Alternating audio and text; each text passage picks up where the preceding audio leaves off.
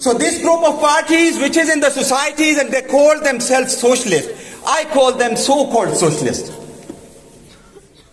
کہ یہ جو سوشلزم کا بات کرتے ہیں اگر حقیقت میں دیکھیں تو 50 پارٹیاں ہیں اور کوئی پارٹی 50 سے زیادہ کی نہیں ہے.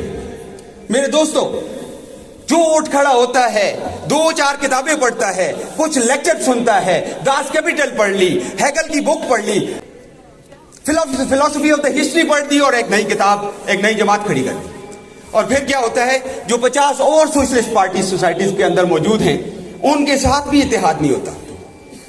بات عدل کی کرتے ہیں, بات مذہبات کی کرتے ہیں, اور جو آپ کے ساتھ صبح شام قربانی دیتے ہیں, کندھے سے کندھا ملا کر چلتے ہیں, دن رات ایک کرتے ہیں, اس نظریے کا پرچار کرتے ہیں, لیکن جب ان سے بھی آپ کا اختلاف آتا ہے تو دامن اتنا تنگ کہ لیڈر کیا کہتا ہے, یا میری رائے کے سامنے سر تسلیم خم کر لیں یا پارٹی چھوڑ کے چلے جائیں, اپنی اور پارٹی بنا لیں.